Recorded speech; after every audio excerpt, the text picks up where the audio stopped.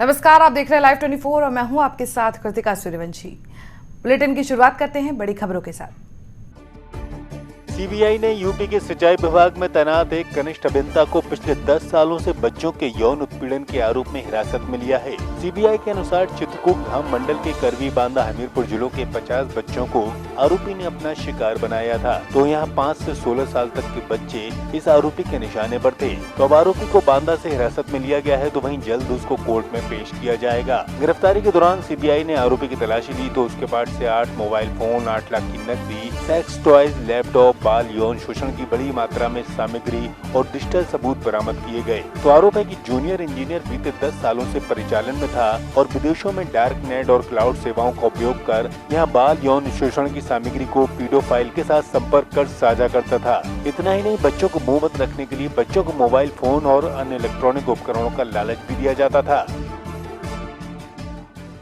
राममोहन जो इंजीनियर हमारे को यहाँ कार्यरत था, उसी के निलंबन का लेटर बनाया जा रहा है। सीबीआई ने एक लेटर दिया है, उसको गिरफ्तार किया गया है। उसी के तहत लेटर कार्रवाई की जाएगी। किन आरोपों में गिरफ्तार किया है, डिटेल है? अब वो पास्को एक्ट के तहत मुकदमा दर्ज किया उन्होंने। तो आप लोगों को कुछ पता नहीं लग पाया? हम लोग कुछ नहीं पता चला। झांसी के मऊरानीपुर के ग्राम बुढ़िया बमोरी में 12 साल की बच्ची बीती 15 नवंबर को खेत में बकरी चराकर अपने घर वापस आ रही थी। तभी रास्ते में उसको युवक ने दबोच लिया। तो बच्ची के शोर मचाने पर युवक की पकड़ से वो मुक्त हुई, जिसमें पूरी घटना की जानकारी बच्ची ने अपने परिजनों को दी, जिसको लेकर आरोपी के परिजनों से शिकायत की गई, जिसमें आरोपी के परिजनों ने मारपीट कर पीड़ित पक्ष से अभद्रता की, जिसको लेकर अब पीड़ित पक्ष ने इंसाफ के लिए पुलिस को प्रार्थना पत्र देकर कार्रवाई की मांग की है। हमारे साथ हमारी बच्ची हाथ से बकरी ले आ रही थी, तो वो रास्ते में जा रही थी तो उसने भूपेंद्र ने हमारी बच्ची के साथ छेड़छानी की। और तब हमारी बच्ची रोती हुई हमारे घर आई, तो वो उसने हमको कहा, तो हम उसके घर गए कहने के लिए, तो उसने हमारी बच्ची के साथ भी मारा और हमको भी मारा, उसकी औरतों ने भी मारा। और भूपेंद्र पटेल ने हमारी मुड़ी में मुक्के मारे, हमारे बड़े ऑपरेशन में लात मारी, तो उसमें से पानी आ रहा है टाँकों में से। हम पुलिस के पास गए तो वहाँ हमने काकोती कराई, दर्ज कराई रिपोर्ट, तो उसने कुछ नहीं किया। वहाँ हम बेहोश भी हो गए, तो उन्होंने इलाज भी नहीं कराया हमारा, कोई न्याय नहीं किया हमारे साथ। आज जो अपने मंगल दिवस में दी एप्लीकेशन, उसमें क्या किया साहब ने? उन्होंने काको बाहर निकाल लिया, बोले आप घर जाओ, थाने जाओ। और हमारा कोई भी पति नहीं था, ना कोई घर का था। नहीं, कोई न्याय नहीं मिला था। कहाँ गए हैं आप? हम थाने गए थे, वहाँ पर हमने लिखवाया, कुछ लिख दिया कुछ, तो कोई सुनवाई नहीं है। ले दे के काम कहते हैं ये लोग, कोई सुनते ही नहीं है हमारी। सुनवाई नहीं हुई? थाने में जाते हो तो क्या होती है आपकी सुनवाई? कोई सुनवाई नहीं होती, बोले वहाँ वो खड़े दूर से बात कहते हैं। क्या घटना बताई थी आपने कि क्या घटना हुई थी हमारे साथ में? हमने ये बताया था कि मेरे साथ ये हुआ है कि मेरी घरवाली को मारा, मैं मौजूदगी में नहीं थे, और इन लोगों ने मारा, मेरी बच्ची को भी मारा और छेड़छाड़ी की बच्ची के साथ। ये लोग हम जानकारी मिली जब कहाँ के थे वो लोग? वे लोग गाँव के थे। गाँव के थे? हाँ। तो अभी तक कोई कार्रवाई नहीं की गई है? नहीं, कोई कार्रवाई नहीं की गई। झांसी के गरौटा थाना क्षेत्र के मारकुआ निवासी प्रेमा देवी गांव से मट्ठा लेकर अपने घर वापस आ रही थीं, तो रास्ते में तेज रफ्तार बाइक ने महिला को जोरदार टक्कर मार दी, जिसमें प्रज्ञा की मौके पर ही मौत हो गई। तो बाइक सवार मौके से फरार हो गया। तो वहीं पुलिस ने शव को पोस्टमार्टम के लिए भेजा है। तो आरोपी बाइक सवार की तलाश जारी है। ये माँ है हमारा। क्या नाम है इनका? प्रेमा सेगवा वाली। कैसे घटना हुई? एक्सीडेंट हुआ मोटरसाइकिल से। क्या किस तरीके का एक्सीडेंट हुआ? ये मठा लेके आ रही थी किसी राजपूत के घर से, और वो मऊ तरफ से मोटरसाइकिल से जा रहे थे, तो इनने पीछे से गाड़ी मारी तो मुँह के भर गिरते ही इनकी दम मतलब थोड़ी सी बची सांस। ये उठा के हॉस्पिटल ना ले जाके घर पे लेटा गए। घर पे लेटा के, और कमलेश राजपूत थे, नारायण का लड़का मारकुआ का, तो उसने उसको लड़कों को बहकाया, वो धमकाया, इनको चाबी दे दो, जबरदस्ती छीन छान के उनको चाबी दे दी।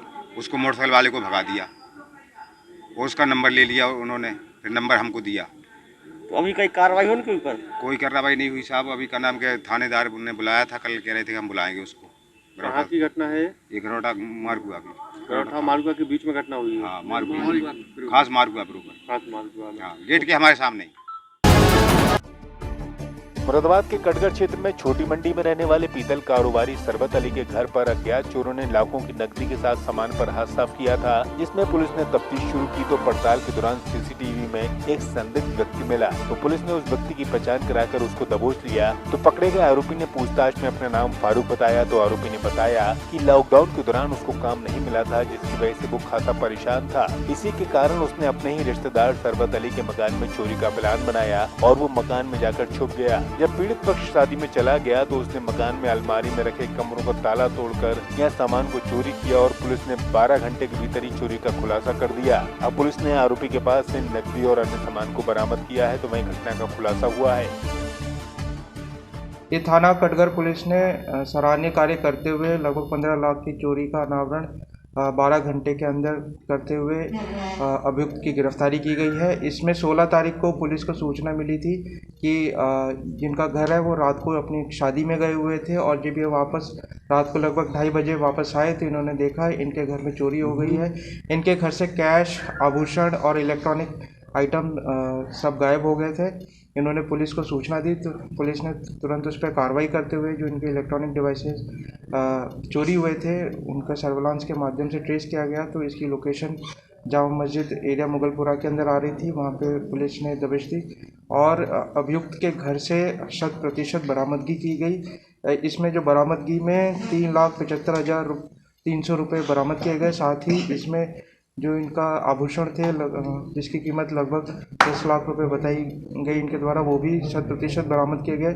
साथ ही 2 लैपटॉप, 3 मोबाइल और एक टैबलेट भी बरामद किया गया। और जो अभियुक्त के घर से जो घटना कारित करने के लिए जो औजार आरी, हथौड़ी, छैनी, पटासी प्रयोग किए गए थे वो भी बरामद किए गए। इसमें जो अभियुक्त है फारूक हुसैन पुत्र हामिद हुसैन जो थाना मुगलपुरा का रहने वाला है, इसने बताया है कि लॉकडाउन के दौरान इसकी नौकरी चली गई थी और ये जो वादी है इनका रिश्तेदार भी लगता है, तो ये घर से पूरी तरह से परिचित था। इसका घर में आना जाना था। तो जो वादी है वो डॉक्टर है, तो उसका जो क्लिनिक है घर के अंदर ही है। तो ये लगभग शाम को 4:30-5 बजे वहाँ पहुँच गया था और वहीं छिप के रुक गया था। और जब ये परिवार वाले जब शादी के लिए निकल गए तो तब इसने ये घटना कारित करी और पीछे का रास्ता जो अंदर से कुंडी लगी हुई थी इसे खोलकर निकल के अपने घर पे आके इसने ये सारा सामान छुपा दिया था। पुलिस ने बहुत ही सराहनीय कार्य करते हुए बहुत ही कम समय में 100% इस केस में रिकवरी करी है। मुरादाबाद के हाईवे 24 पर बस और ट्रक की भिड़ंत हो गई, जिसमें दर्जनों लोग घायल हो गए तो 2 लोगों की मौके पर मौत हो गई। पुलिस ने सभी घायलों को उपचार के लिए जिला अस्पताल में भर्ती कराया है। तो बस पंजाब के लुधियाना से बिहार के बेतिया जा रही थी, जिसमें देर शाम रामपुर 0 पॉइंट पर जोरदार धमाका हुआ। तो बताते हैं कि छठ पूजा के लिए लोग यहाँ अपने घर जा रहे थे तो बस अनियंत्रित होकर डिवाइडर से जा टकराई और हादसे का शिकार हो गई। हादसे की सूचना पर पुलिस ने घायलों को उपचार के लिए अस्पताल भेजा है। तो वहीं बताते हैं कि चालक शराब के नशे में धुत था। उधर लुधियाना के आगे से आ रहा है जीत मंडी में से। जी, क्या हुआ यहाँ पर, क्या हादसा हुआ? यहाँ से ठोकर लगा है। अच्छा, कितने लोग थे गाड़ी में? कितने लोग हो? लगभग 75 से ज़्यादा। 75 से ज़्यादा सर। कितने चोट लगी लोगों के? सबको चोट लगा बस। तो ड्राइवर शराब में था क्या मतलब? हाँ शराब पिया है। हमारे जीतवाल से मंडी से। सर कहाँ जाना था आपको? हमको जाना था बिहार। अच्छा, ड्राइवर ने जो ये गाड़ी यहाँ पर डाली है क्या वजह थी ऐसी? अब तो वजह हम तो लगा उधर तो हमारा आँख मुना गया। ड्राइवर शराब पिया हुआ था? शराब पिया है, नहीं देख रहे हैं। ड्राइवर कंडक्टर दोनों शराब पिए हुए? शराब पिया। कितने को चोट लगी लगभग इसमें? इसमें लगभग 15-20 आदमी का चोट लगा हुआ है। अरे सुनो, कहाँ से रहे तुम? जीतवाल मंडी से। मंडी वो हिमाचल प्रदेश से? लुधियाना के आगे। अच्छा, लुधियाना से। जा कहाँ रहे थे? बिहार बेतिया जिला। ये थाना मोडा पांडे क्षेत्र में हाईवे पर एक ट्रक और एक बस में एक्सीडेंट हुआ है। ये बस पंजाब से बेतिया जिला बिहार के लिए चली थी। इसमें अब तक 2 लोगों के मृत होने की सूचना है। इसमें कुछ लोगों को पीएचसी और अन्य लोगों को यहाँ जिला अस्पताल ट्रीटमेंट के लिए भेजा गया है, जिसमें 17 लोग अभी यहाँ ट्रीटमेंट के अब सभी को प्राथमिक उपचार किया जा रहा है और इसमें पूरी कार्रवाई की जा रही है। कितने लोग थे ये घायल हुए हैं? इसमें अभी जिला अस्पताल में 17 लोग को लाए गए हैं, बाकी और लोगों की भी ट्रीटमेंट और सूचना एकत्रित की जा रही है। लोग जो अलग अलग जगह वहाँ पे इंजर्ड हुए थे। सर बस में कितने लोग सवार बताए जा रहे हैं टोटल? अभी ये सब काउंटिंग की जा रही है और जो अपडेट होगा उसमें बताया।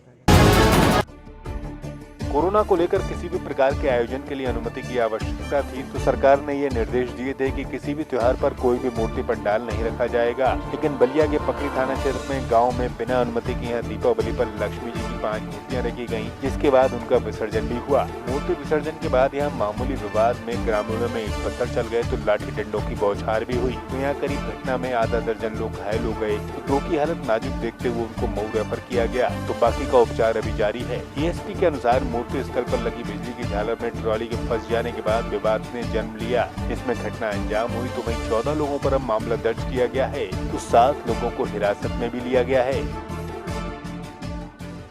जो कि मूर्ति लेकर आए थे तो यहाँ कैसी मूर्ति थी? लक्ष्मी जी का, जो कि यहाँ से हम पार करा चुके थे झलरी को, और आगे जाकर फिर आकर गाली गलौज हुआ था, पत्थर मार हुआ था और डंडा चलाए थे सब लोग। ये कौन लोग थे मारपीट करने वाले? वो ठेठर मोहल्ले के थे। क्यों मारपीट? जो बिजमोहन के एक लड़का था छोटा। क्यों मारपीट हुई? अब वही झालर टूट गया था ना एक, तो वही हम लोग बोल रहे थे रोकने के लिए, तो जान रहे थे सब लोग की झगड़ा के लिए सब बोल रहे हैं, इसीलिए सब उधर से पत्थरबाजी डंडा चालू सब। कितने लोग थे मारपीट करने में? बहुत लोग थे, लगभग 20-30 थे। 30 लोग थे। कितने लोग घायल हैं इसमें? हमारे यहाँ 3-4 लोग घायल हैं। अभी कौन लोग मऊ के लिए रेफर हुए हैं? मेरे पिताजी। आपके पिताजी हैं? जी। पुलिस आई है यहाँ पे? जी आई। कितने लोग गिरफ्तार किए हुए? अभी 1 लोग। 1 लोग की है। लेकिन जो जिसका पिता घायल है उसके बेटे ने जो तहरीर दी है, उसने ये कहा कि मूर्ति विसर्जन के दौरान ये लोग जा रहे थे, ट्रैक्टर ट्राली पे डंडा और ईंट रखा गया था, जिसके दौरान वो लोग झालर टूटा और विवाद हो गया। उसी के दौरान टाली से ईंट पत्थर चलने लगे।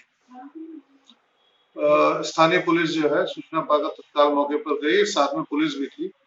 उनके द्वारा ये बताया गया कि ये जाते समय नहीं बल्कि विसर्जन के बाद ये जो वापस आ रहे थे उस समय ये घटना हुई। तो क्या सर बिना परमिशन की अगर मूर्ति रखी गई थी तो क्या थाना प्रशासन के खिलाफ किस तरह कार्रवाई हुई?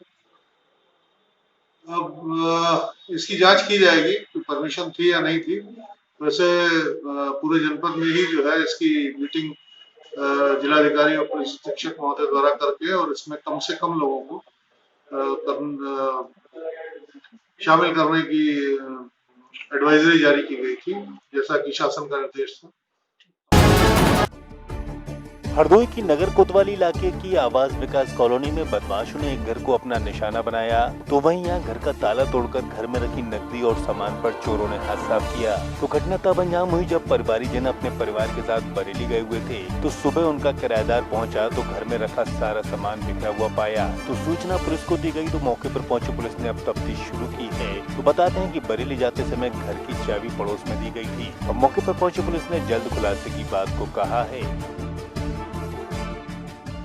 कोतवाली शहर थाना क्षेत्र में आवास विकास कॉलोनी में एक व्यक्ति हैं अजय, ये 2 दिन पहले बरेली गए थे और आज जो है उनका जो किराएदार है वो आके देखा तो उसमें उनके घर के सामान बिखरे पड़े हैं और चूँकि चाबी पड़ोस में देख गए थे तो पड़ोसी और उस चाबी से ताला भी खुल रहा है। ऐसा लगता है कि किसी चाबी इत्यादि से खोल करके उसमें चोरियाँ की गई हैं। जो वादी हैं मुकदमे के जिनके घर में चोरी हुई है वो अभी बरेली से आ रहे हैं। क्या क्या सामान गया ये सारी चीज़ें उनके आने के बाद प्राप्त होंगी और तभी पुलिस द्वारा जो भी FIR दर्ज करके आवश्यक कार्रवाई की जाएगी। गोरखपुर के सैजनवा में SDM सुरेश राय की अध्यक्षता में ऑटो चालकों के साथ बैठक की गई, जिसमें यातायात के नियमों का पाठ पढ़ाया गया। इस दौरान SDM ने सभी चालकों को निर्देशित किया कि आप लोग नियमों का ध्यान रखते हुए सवारी को बैठाएं और सवारियों से खींचतान न करें। इसी के साथ वाहनों पर नंबर प्लेट साफ और सही तरीके से लगाने की बात कही गई। तो सड़कों पर गाड़ियों को सही से खड़ा करने की नसीहत भी दी गई, जिससे जाम के हालात न पैदा हों। इसी के साथ SDM ने कोरोना का हवाला देते हुए चालकों को खुद और सवारियों को भी मास्क लगाने की अपील की। इसका सभी ऑटो चालकों द्वारा समर्थन किया गया। मार्केट और आगे मार्केट के अंदर जो चौराहा है उस पे भीड़ को दृष्टिगत रखते हुए हमारी और सैजनवा के बीच वार्ता हुई। तो हम लोगों ने ये तय किया कि सभी ऑटो और मैजिक वालों को बुला करके ये निर्धारित किया जाए कि इनकी एक जगह पार्किंग हो और नंबरिंग लगे। नंबरिंग के हिसाब से इनकी एक एक गाड़ियाँ आगे बढ़ें और सवारी लेकर के अपने गंतव्य स्थल पर जाएँ। बीच में कोई भीड़ इकट्ठा ना हो, बीच सड़क पर कोई गाड़ी न खड़ी हो और तिराहे और चौराहे और मार्केट में किसी प्रकार का जाम न होने पाए। इसी संदर्भ में सभी ऑटो और मैजिक वालों की मीटिंग बुलाई गई थी थाने पे और सबसे वार्ता की गई, सबको समझाया गया और लोग इस सुझाव से सहमत भी हैं।